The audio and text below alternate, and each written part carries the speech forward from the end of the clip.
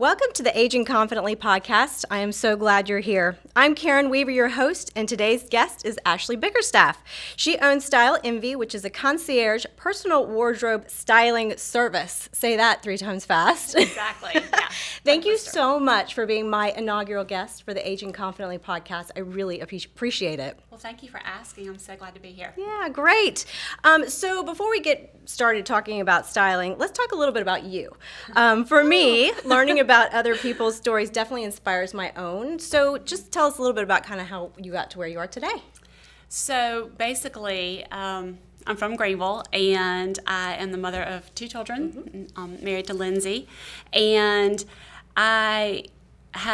my son is now almost 19 and my daughter's 14, so I have 2 teenagers at home, which is just a crazy day every day. Always. So fun, but crazy every day. And it's been interesting when I look back and see kind of where I started as a new wife, a young mom. Now I consider myself somewhat seasoned, but I still have a long ways to go. So Style Envy was kind of born out of the fact that our son has exceptional needs, and we had agreed when we got married that I would be a stay-at-home mom. So that was the plan all along. So when Neil was born with a genetic disorder, he required a lot of medical attention, a lot of therapies, a lot of doctor's appointments, and so I really would not have had the opportunity to work outside of the home. So it worked out perfectly as planned. But as he continued to get more and more as matured and developed, he had less therapies, less sicknesses. We had a little girl, Murphy, that came along, and I really felt like I needed to do something for myself outside of the home. But the main thing was, where could I go to work for somebody, but, oh, sorry, I got to be out of here by 9:30 and then come back. I needed the flexibility to care for my family. So that's where Style Envy came in.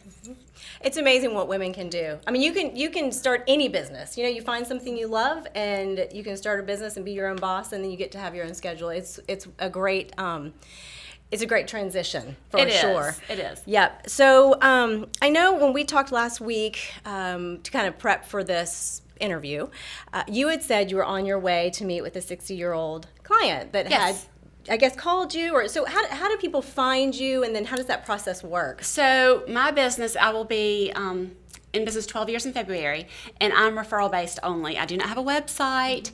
You can contact me through email, you can contact me through a phone number, through an existing client, but because of the nature of being a female and going to people's homes, there's a safety component to it that I always am mindful of. And so she's an existing client that I work with, from time to time. I have the most amazing clients, men, women, and children. And she called me, she's like, I'm just in a rut. I'm in my 60s now, and things aren't fitting right, and I don't need to look like my daughter, who's 23. What do I do? So we had the best meeting, because when I had met with her before 2 years ago, and a lot of them will rotate in and out. Some I work with every season. It just varies from client to client. But she wasn't in that mode. I mean, everything was still in check. And, as women, we age and our middle starts to spread and things just gravity takes over, and we just have to do what we have to do. So it was a great appointment. And by the time I left there, I mean, she was on cloud 9. That's great. Just learning how to dress her new figure. Right. The age and stage where she was, it's all about the grandchildren now. It's not so much, being able to go to every Clemson football game. We're more, spending time at the lake with the grandchildren. So I think as women, as we go through the cycles of life, it ebbs and flows with what our needs are, not just in our clothing, but in everything we do. So for that particular client, what did you tell her? What was, with our figures kind of changing as we get older, what are some practical, we could just even start with that 60-year-old client since you just met with her, and kind of work backwards, or however we want to do it, but what was the practical advice that you gave her? The thing for her is the way her body is shaped. There are certain clothing items that can give her the most flattering silhouette. And that's what I do with all my clients, no matter what age they are, but we always focus on body shape first, and you want to accentuate the positives, downplay the not as positives. Yes. And so for her, with her carrying her weight in her middle, she had great legs, long legs, toned legs. So what we did was we put her in like more of a fitted pant, and maybe not a too flowy top, but one that kind of skimmed the body and wasn't terribly fitted, so that she felt good and it wasn't really showing off the areas where she was starting to gain some weight. Yeah. And so it's really about having the a uniform. It's just got to be the right uniform. Right. And so for her, we were able to kind of go through her closet and show her, these pants are good. Please get rid of these. Don't ever buy them again.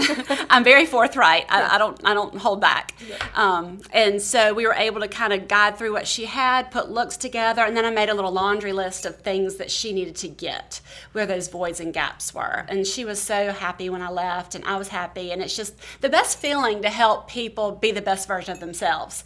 And like you were talking about, when you love what you do, you don't ever work a day in your life. Mm-hmm. And I feel that way now that I did 12 years ago. Well, I think so many of us look at our closet packed full of clothes, and just this morning I'm like, I have nothing to wear, but I have everything to wear, but I don't know how to put it together. So I think I need to have you come look at my closet. I love your tagline that your office is women's closets. Yeah, or it could be or a children, boutique, or a store. It really is. And I think going back to what you said about having too much, it really muddies the waters. Yes. I mean, you can have a closet jam-packed full of clothes and have nothing to wear. That's what I hear a lot of times when I get a phone call for a new client.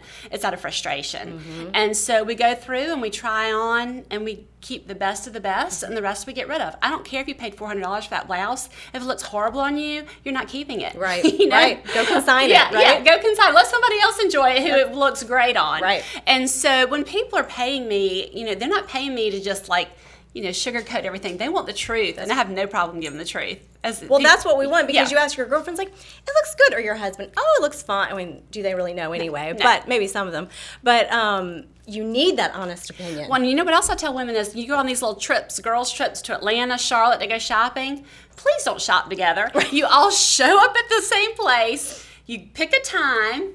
You take 2 hours and you spread out and you do your own shopping, because somebody is going to tell you that something looks good when it doesn't, because they just feel guilty that they paid $3 for a pair of shoes and you haven't bought anything yet. And then you come home with all these things that you will never wear, and you wasted money, and then you get frustrated. So women do not shop together for major purchases. That is a great piece of yes, advice. Divide and conquer. Right. Always. Yeah. So what are some staple pieces? I think, most of my audience is probably 40 and on up. Yeah. The women I'm catering where we are, yeah. Exactly. And, things are changing. I see Facebook posts all the time from women that say, I want to be cute, but not too cute, and sexy, but not too sexy. And so do you have some just general guidelines that you can, give our audience that Sure. they could, when they're shopping, they can actually kind of keep those in the back of their mind? One thing that I encourage people to do is buy the best you can afford. So if you're going to buy one pair of black pants, you buy the best black pant that you can afford, because they're going to be a workhorse in your wardrobe. You're going to wear them time and time again. Oftentimes, if you find a black pant that fits well and that you love, buy 2 pair. You can never go wrong with having something to rotate, and then they'll last longer. Another thing is just knowing what your body shape is. I would say probably the biggest challenge that clients have when they call me initially is not knowing how to dress their shape. Sure. And I think there's so many little tips and tricks that you can learn that helps you to not just miss the mark, but knock it out of the park every time. I mean, who doesn't want to look fabulous all the time? All the time, even when you're running errands. And I think the mom uniform is the jeans and a comfy shirt, right? As long as it's the right jeans and the right shirt, I'm good with it. Exactly. It's just got to be right. That's right. That's right. Yeah. And so, going back to what should you have, I think a lot of it depends on lifestyle. I would love to wear a Chanel suit into a boardroom every day. That is not my lifestyle, right? So, for example, for a mom on the go, we got to have the cute look, the jeans, the top, the shoes. It's a good look, and you look like you've taken time to get yourself ready for the day. And I don't care if you are going to a PTA meeting or if you're going to a board meeting or out to lunch, you need to always look and feel your best. And that's part of aging confidently. It is. It really is. You just, and people may say, well, I don't have the time, right? But it doesn't take much time. This is my pushback for that. When somebody says, I don't have time to get dressed, let me tell you something. It takes just as much time to put those yoga pants on and t-shirt as it does a skirt and a top. It's just planning. Yeah. It's just planning. And as women, we don't make ourselves a priority. It's always the children, the family, the work. And so another tip that I tell my clients all the time is look at your agenda for the week, or if not just for the day. Look at your day. Go ahead, pick out your outfit based on what your agenda says you're doing, and have it ready. If you want to try a new combination of something, you have time that night to try it on rather than do it the next day. You're flustered, you've got a kid who's got to get their lunch made. You just don't have time. And so by planning ahead, then you have that time and you feel great. That is a great tip. So other than black pants, what's next? A sheath dress. Okay. And I love navy. Like, I'm wearing black today. I don't wear black very often, but I say navy is black's favorite second cousin because it's usually very just flattering to most skin types. But a sheath dress of some sort that you could, wear to a meeting, you could wear to a funeral, you could change out the jewelry and wear it to a wedding. So I think it's all about the fit. There again, for example, I have broader shoulders, a narrow waist, and hips. So for me, a fit and flare is always the style I'm going to wear. So fit and then flare at the bottom. Yes, fitted at the waist and flares out from the bottom and kind of skims the hips. But if you have somebody who's built where they carry their weight in the middle, where they're round, they're better off with just a sheath, a straight dress, where you'd want to dress the biggest part. So say you have a larger bust line, you might carry your weight in your tummy. You fit the largest part first, and then your best friend Taylor, that everybody needs to have, will take it in the shoulders or the leg line or wherever. Because typically, if you carry your weight here, you have really straight, narrow hips and legs. Right. So it's just a matter of, then it goes back to knowing your shape and knowing how to dress it. So a sheath dress is another option that I think, a great pair of jeans. Right now, people ask me all the time, what's the leg line? What's the style? And it really goes back to what's best for you. However, this season we are finding that most jeans are going to be over a straight cut. But that doesn't mean that you can't wear the flare, that you can't wear the skinny, you can't wear the crop flare. It's just what goes back that works best for you. So you may have one jean that you can wear like a little bit dressier in the evening or going out, and then one during the day when you're out running around and getting your errands done. Another thing is a white blouse. I love a sharp, crisp white blouse. And the thing that's so wonderful nowadays, and this is what I own, are the non-iron blouses. Yep. That they keep, you pop that collar, you put the cuffs back, you put that seatbelt on, you get out, and you still look amazing. You're not a hot mess. So a lot of stores like Chico's, Lands' End, Brooks Brothers has a great white non-iron blouse. That's another option. A great coat. You can hide a multitude of sins underneath a great coat, girl, let me tell you. Really, because you can wear it with pants, you can wear it with jeans, but if you're running late and you've got to meet somebody, you throw that coat on, you button it up, and you don't show anything underneath, and you go and you look fabulous. So that's another great piece. Pair of nude pumps. A lot of people say, why nude? Nude elongates the leg line. The key to finding a nude pump is something that is close to your skin tone. So when you have that sheath dress on or your pencil skirt, you have that leg line that goes all the way up. It's not distracting, whereas if you did maybe a black shoe, it just kind of cuts you off. Yep. So especially those of us who are vertically challenged, yes. It's a good must-have. And then a great handbag, too. Let me tell you something. When you walk into a restaurant and you see a woman, what do you look at? What's on the chair, right?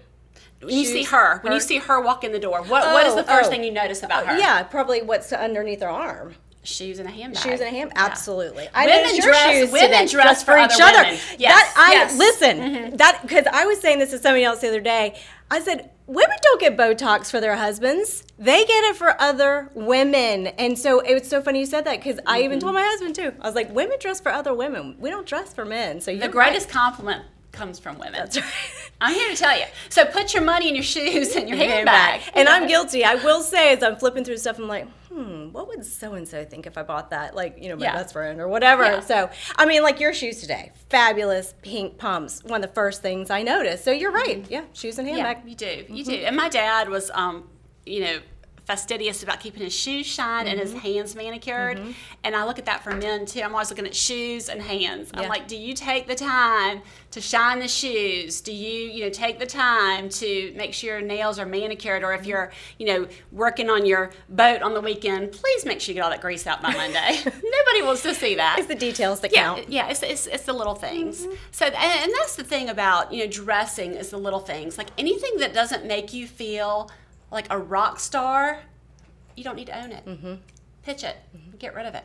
And get over the guilt of spending the money. That's how I end up with all these clothes. I'm like, but I spent, like you said, so much money on this that just need to kind of cut. Don't worry about how much you spent. Just if it doesn't look good. Yeah. And that's the thing too, like if you buy something on an impulse buy, which hey, we all do it, I recommend that you keep the tags on it for 2 weeks and keep your receipt. And if you go in your closet 2 weeks later and that item is still there, you don't love it, take it back. You're not gonna miss it. That's You're a not gonna great miss it. tip. Yeah, I do that with my 14-year-old. She's like, gotta have something. Got her clothes there. It's going back. She doesn't even know. Right. Never knows. Like, yeah, I don't know, Murphy. I don't know where that went. Yeah. You didn't wear it, so I went back to the store is where it went. Right. Good for you. That's Yeah. great. Yeah. So, anything else in the staples? You know, really, I think jewelry, just keep it simple. Okay. I mean, I love big earrings because I have short hair. And that's just kind of my look, my uniform. If I'm getting dressed for something like this today, it's either a pencil skirt, a top, and big earrings, or a sheath dress. I will always have a statement earring on. But that's also to say that you can also do well with just a simple pearl stud or diamond stud, classic. You can never go wrong with that either. So I think it's just more of what is your style. If you like something big and bold, my personality is kind of big and bold, so go with it. But if you're somebody that likes things just a little more simple and just easy, but still classic traditional, I think that's perfect. That's perfect. That's great. So I would say, as I'm thinking through a closet, how many pieces could you really get away with of rotating? Well, it's interesting because, the capsule wardrobe was right. the big buzzword Right. for so long. And I think a capsule wardrobe is great. Is it realistic for most people? No, because they get bored. However, if you have the right pieces and know how to mix and match, then it's awesome. So when I shop with a client, we don't just do a onesie twosie here and there. Now, if there's a fabulous leather coat, it's like buying art for your home. You love it, you make it work, and it's your most favorite thing ever. That's great. But as far as shopping within a color palette that all works back, that's the most practical approach to shopping and to building a wardrobe, especially when you're building those investment pieces early on. And another thing too is just making sure that it's not too much. The general rule is 5 tops for every bottom. Okay. So if you wore the same black pants every day to work, I guarantee nobody would notice because you'd have a different top, and people notice you unless you have great shoes. Right. Mostly from the waist up is what they're going to be looking at, like we are right now. So they're not going to notice that you had on the same black pants every day. So you need to try that. I am going to try that. See how that works. Well, I can only imagine using services of somebody like you would, in the end, save money. It does. Husbands laugh. They're like, yeah, whatever. No, but once they realize, once I work with the wife and see what we're doing, we're not buying things. Or I have some clients who will shop on their own, and then I'll get together with them, and I'll be like, take this back. And then the husband says, like, you see all this we're taking back? Saving you money. Here we go. Here we go. So I think it is, and I love a deal. Like, I love to shop at the discount stores, Marshalls, TJ Maxx, and mix something with, high-end that I got from Saks Fifth Avenue. I just love the high-low look, and it's like the thrill of the hunt. Like when I find an expensive dress at Marshall's that I know have seen at a boutique, I just do a little happy dance. I get so excited. Do you buy it anyway and just say, do you ever buy stuff and think, it's going to fit somebody? Like, even if it's not for you. I do. I will say. Now, not if it's like, terribly expensive, but like consignment that kind of shopping, steal. for example, like gowns. I will find a gown and I'll be like, okay, I'll wear it, but if I don't wear it and somebody else can use, like, oh my gosh, I have the best gown for you. Let me go to my closet and bring it out to you. And I just sell it to them for what I paid for it. I don't mark anything up. And so I am guilty of that at times. Yeah. But I justify it because somebody will wear it and look fabulous in it if it's not me. Yep. So absolutely. It works that way. Absolutely. Yeah. Any other pieces that you can think of before we move to? I really just like it's just the basics. Okay, yeah. It really is. And I think if you're going to try a trend, because we all want something new and to try, just make sure you don't invest a lot of money in it or time looking for it. Like Target is great. They have such good pieces that are right there. They're usually very current and they don't break the bank. And then you can say, okay, I love this, sheath dress, for example, a cotton dress. I love it so much. I'm going to wear this and see how I like it. And then if you love that look, invest in the higher end piece when you can. So I think that's the main thing, is just shopping with a plan, with a purpose, and not wearing anything that doesn't bring you joy. Yeah, very good. Truly. So I'd say one of the concerns I hear a lot is thighs. Yeah. As we get older, the front of the thighs, where you're like, so that's something I particularly struggle with. Right. So what do you suggest to still kind of look, especially in the summer, I struggle so much Summer's hard with for everybody. What to wear. Yeah. What are some suggestions there? Well, I'm a stickler for hemlines. Like, I feel like once you hit a certain age, like I said, gravity takes over. Our knees aren't so pretty anymore. Things are just not where they used to be. So I think it's about making sure that your hemline hits the knee. You can get away with a little bit shorter skirt, which I do in the summertime if it's an A-line, because it's not just so fitted. Because when you sit down, your skirt's going to ride up 3 inches. You're going to be showing a lot of leg, and that's not appropriate at any age. I mean, modesty is queen. Yep. I always say that. I say it to my young girls. I say, no matter what age, you can leave a lot to the imagination by being covered up. Just make sure it's the right thing. So I think that's tricky in the summertime. A lot of women won't wear shorts, but they have some cute dressy shorts now that aren't the Bermuda shorts, but aren't the shorty shorts either, that have a little bit of volume to them, so they're dressier and they're super flattering for all body types and ages. Do you have a go-to store for those kind of shorts or is it more of a style than a store? I think it's more of a style, okay. But I know that Loft has a great short every season called the Riviera short. Okay. And I'm not a big shorts girl just because I have an athletic frame, and sometimes I think they just aren't very flattering, but I've been able to find some that just kind of skim the body, dressier, crepe fabric or silk, that you can wear dressy as an alternative in the summer to a dress or a skirt. So that was something this past summer that was really, really good. With regards to the fall and winter, I mean, tights and booties and boots can be your best friend, and you can get away with wearing something a little bit shorter in the fall and winter if you have tights on. Just kind of covers everything. All right, so here's another problem area. Yeah. What about the back fat? Oh my. I know. Is there a particular bra, other than working out and starving myself, which that is not proving to be a successful strategy? I don't recommend that. Working out, yeah. Starving yourself, no. I know. Yeah. I feel like sometimes you get those areas. But so do you have any strategies? My biggest thing that I recommend for clients, in addition to, and I failed to mention, so I'm glad you brought that up for my female clients, is make sure you go and have a bra fitting every year. And guys need to go have their measurements done by a tailor every year, because the scale may say one thing, but things change. And so what I find is probably about 80% of women are wearing the wrong size bra. Okay? And we keep them for years. Oh, and then the elasticity's worn out, they're threadbare, and you're like, okay, come on. And that can really make or break your silhouette. Yeah. I mean, I will have a client and I'll be like, I don't know where that bra came from or how long you've had it, but I'm taking it with me. And you're going to go to Dillard's and you're going to get a bra fitting and you're going to buy 2 new bras. Right.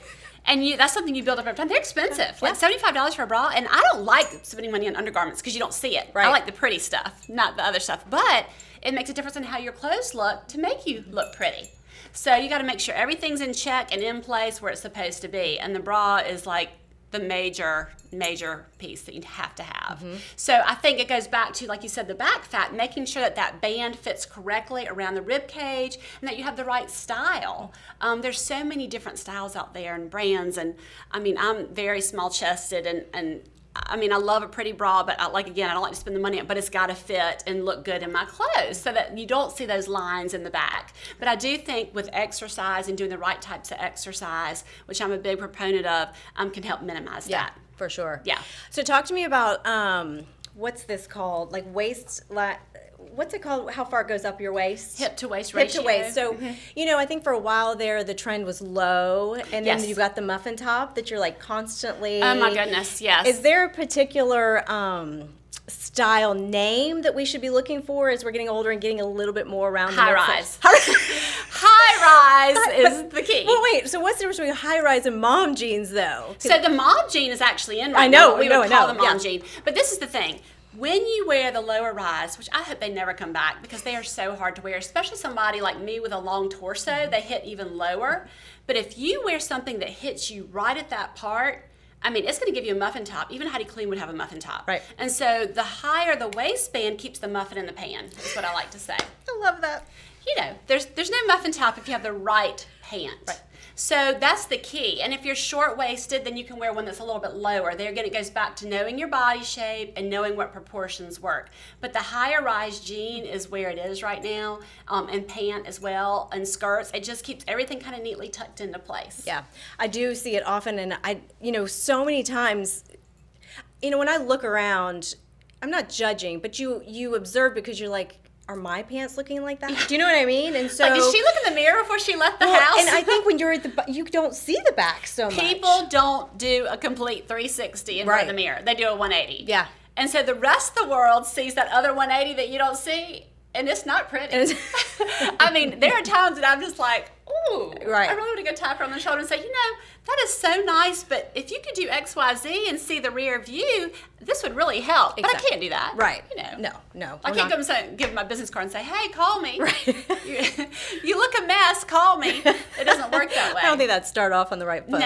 No. But it's like, we can observe and see what we can do better in ourselves, and know, like you said, knowing our own body shapes and kind of having that in the back of our minds when we're shopping. I think that's a great tip as far as that thing that may look good on my 15-year-old.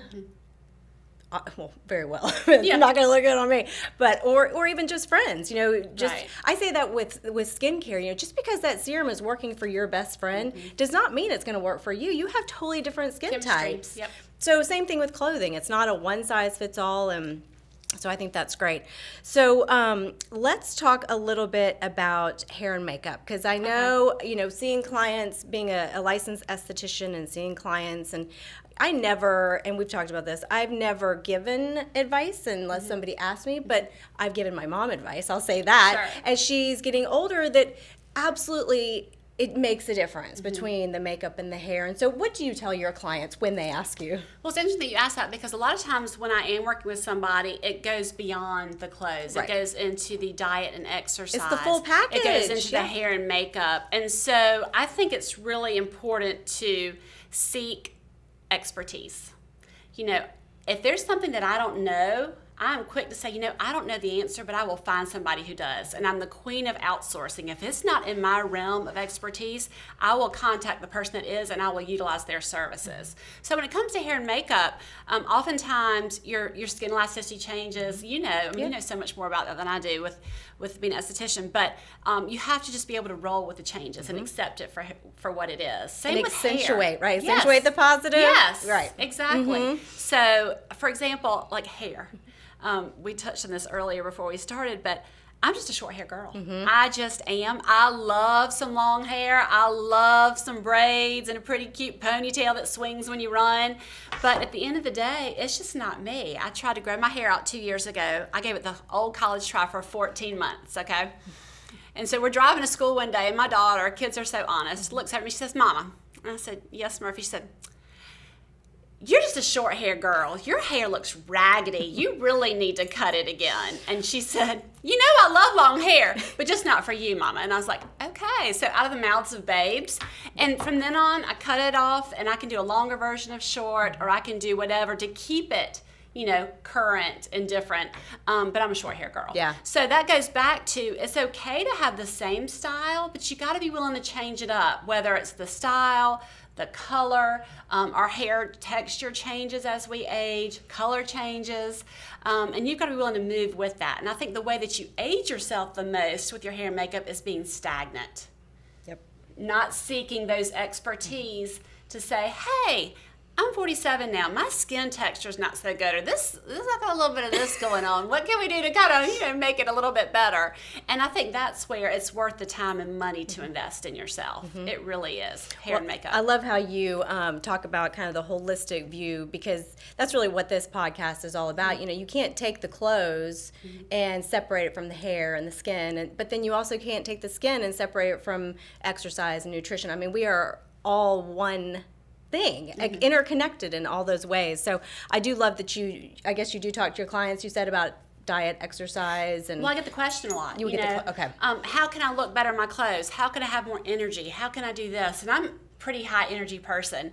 And so for me, what works may not work for somebody who's not quite as, their lifestyle might not be as active as mine. So there again, just like your clothing piece, you put together a plan that's diet and exercise driven so they can have success and be the best version. But they also have to have goals. Now, this person's goal is not going to be the same as maybe my goal, but it's something to work towards every day. I mean, I wake up every day like, what can I do to be better today than I was yesterday?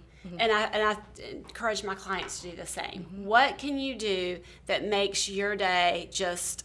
We call it a double diamond day at my house. You either have a stone day or a diamond day. And it's okay to have stone days, but I strive for a double diamond every time my feet hit the floor. And when you make little changes incrementally, they turn out to be big changes. Absolutely. And you've got to be patient and give it time. That's you right. didn't get where you are overnight, That's and you're right. not going to get there overnight either. You need to be kind to yourself. And I think as women, we are so self-deprecating. Yeah. We just, we'll find there'll be 20 things that are great, and we'll find that one thing that isn't, and then just hone in on it. Absolutely. Why do we do that? I don't know. If we could It's change our ridiculous. brains and we'd all be happier people. Yes. Maybe don't look at yourself so long. I don't know. That's the only advice I have. Well, and I think sometimes you just get so caught up in your world that you don't think about others. And maybe it's nice to focus on if somebody gives you a compliment, rather than saying, "Oh no, I don't." Just say, "Thank you, I appreciate that." That's right. No, don't say, "Oh, I've got these old nasty jeans on, I'm good." Tell them thank you and be sincere about it. And just looking at you and your beautiful smile, I swear a smile is all you need half the time. So true. You will reverse your age by 7 years if you just walk around smiling. I mean, I've earned these smile lines. Same. I'm These proud crow's of them. feet, yes, absolutely, Yeah. I think absolutely. that's great. I mean, a smile can really, it's your best accessory. It Yes. truly is. It is, and it just Yeah. makes you approachable and just. We should all be happy. We're all blessed in one way or the other. Exactly. So, what else? Oh, so, okay, this might be a controversial topic because you said something about I'm all about it. braids. When should braids stop? Like the two braids coming down? I think it depends on the aesthetic, what you're going to. Okay. Now, if you're going to a picnic or a barbecue and you want to do like a cute braid with a sundress, I'm all about it. But I don't think going into a meeting with other adults is appropriate for a braid. Yeah. You know, like you said, it's controversial. It's a matter of some people, that's their style and they own it and Yeah. it's who they are. And I think that's great. If that's who you are and you feel good in it and it's your part of your uniform, then absolutely by all means. But from a professionalism standpoint, I think they are a little young. Yeah. I Yeah. kind of agree with that as well. All right, so to wrap things up, we are all about empowering women. That's why we had this discussion. We're about aging confidently, which doesn't just stop at clothes. It's the whole thing. And one thing I think that helps us age confidently is to feel powerful and empowered for our safety and our being aware of our surroundings. And I know that you are involved with is unified self-defense. Correct. So Yes. I would love, whenever I see those pictures on Instagram, I really want to get over there, and I feel like it's a piece that's kind of missing, just that self-awareness piece. So can you just talk a little bit about it Sure. and then where people can find it if they're Sure. interested? So we just live in a different world today than we did even when we were our children's ages. It's scary out there. Greenville is on the map. We're somewhat of a small town, but we're in the city. And so it's really important to be mindful of your surroundings and be aware. So I'm a survivor of a violent home invasion where I was brutally attacked 11 years ago. And for me, my sense of security is going to look different than what yours is. However, as women, we are all out there doing our thing day to day, and some people go about it and don't think about it, and some people are more mindful and paranoid about it. But for me, I took a self-defense class a year ago, and the instructor, I reached out to him afterwards and started doing private one-on-one self-defense because I felt like I needed to be a little bit more prepared because of my history, and also just felt like it was a good tool to have in my toolkit. What I didn't realize is it provided another level of healing for me from the trauma that I had suffered from years before. And so as we were doing the self-defense classes, he's very knowledgeable, and his name's Terrence Brister, and just a great instructor. And he had the knowledge, but he said to me, "You're the female with the story." So we decided to join forces, and like I said, he's been teaching for 15 years, but we decided to form Unified Self-Defense to empower men, women, and children. We have men that take our class too, and help them to kind of get those basic skills in. Now, you're not going to be a ninja after the first day, we tell people. That's kind of what we say at every class. However, studies have proven if you take one self-defense class, introductory class that we offer, you are 75% more likely to fight. In a situation than to freeze. And you probably exude that confidence. You do. When people are like, okay, I'm going to find the person who's a little bit more vulnerable than that Exactly, person. and that's what we talk about in the class. So our introductory class is a little bit of talking about criminal mindset. How can you kind of steer clear of those situations? How do you carry yourself? Walk tall, make eye contact. Don't be on your phone texting while you're walking through a garage, going to your car. I mean, basic things that we think are common sense, people don't do. And so that's a big part of it, but really just the empowerment. It's interesting when we teach the girls' classes, middle school, high school, and college, they all kind of come into the class and they're kind of looking around, not really sure, what to think. Why am I here? Why am I doing this? And then as we talk to them and as we do the warm-up and we start doing the kicking, the hitting, the strikes, the blocks, the kicks, they have this whole shift in their demeanor of just, they walk out of there taller. In fact, they will look to us and say, oh my gosh, if anything happens to me, I'm ready. That's right. And Terrence and I look at each other and we're like, this is why we're doing this. That's right. This is what this is all about. And, my daughter had severe PTSD from the home invasion. She was only 2.5. And so for her, she takes the class whenever she can. We've done a couple classes with her friends and their moms. But she seeks so much empowerment from the fact that I'm surviving and I'm teaching others to protect themselves. So it just really goes into every area of your being. It really does. It's amazing. You turn that tragedy into something now that you may never know the life that you end up saving. You never know. And that's kind of where I come from, Karen, is that this is my thing. We open the class with me sharing the testimony because this doesn't look like somebody who's a survivor of a violent crime. It can happen anywhere, anytime, any place to anyone. And so what I say is it's a passion of mine because I'm blessed that I was not killed that night. I'm blessed that I'm alive to teach others to protect themselves. And if we are able to save one life because they've taken our class and knew what to do, then we've done our job. That's great. So are they on Instagram? Is that the best? So we are on Instagram and Facebook, Unified Self-Defense, and then my email is Ashley@Unified Self-Defense, and we do an open registration class once a month, and then we do private classes. And all it takes is 10 of your friends to come in and do a private class, and we've really done well with the mother-daughter classes, and what we have found the joy in that is it opens the conversation for the dialogue for the mother and daughter to talk about human trafficking or talk about, a controlling boyfriend. I mean, domestic abuse starts early. Showing them things, the signs that happen. If you have a boyfriend who's trying to pull you away from your friends and family or always makes decisions of where you go to a movie or where you go and have dinner, that's a red flag. These young girls need to know what to look for, and it opens the conversation for the moms and the daughters to have those, have that opportunity. It's fantastic. So this is in Greenville, South Carolina, but I'm sure there's, programs across the country. I'm sure there are. So look into it. If you're not local, look into it. Yeah. So kind of wrapping up, having access to information and resources is what this podcast is all about. So whether somebody would like your services now or in the future, what's the best way for them to find you? Really through email. A lot of the stores, local stores, have my contact information as well. And I don't want to alienate, potential clients by not having a website or giving my information out there so heartedly, but because of what I do, I'm very mindful and protective of my contact information. But I think they can reach out to you through the podcast. They can and they can probably message. They can message me through Facebook or Instagram. And what's your handle? It's my Instagram is Ambick, AMBICK Style Envy. And then I'm just Ashley Murphy Bickerstaff on Facebook. Okay, fantastic. Last question before I let you go. What does aging confidently mean to you in your own life? For me, I think with every year that I age, it's just owning myself and being comfortable in my own skin. As I'm getting closer to 50, I realize that no rolls off the tongue just as easily as yes. When it comes to volunteer opportunities or community obligations or another job type situation, it's just owning myself and being true to who I am and not trying to please everybody. And my friends will laugh if anybody hears this today listening. I always say you can't pour from an empty cup, and you got to make sure that your cup is full.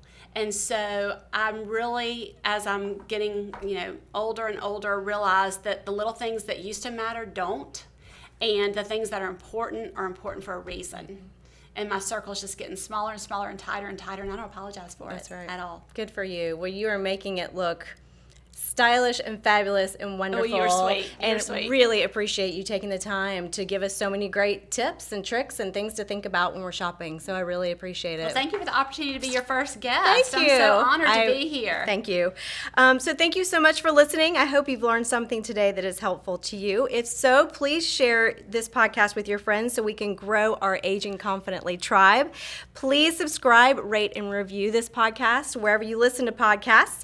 And we will be here in studio live every second and fourth Tuesday of the month at 10 a.m. Eastern. And lastly, we are all beautiful and have so much to offer this world, especially when we come from a place of gratitude and confidence. So let's age confidently together and turn the so-called midlife crisis into a midlife inspiration. See you next time. Thank you.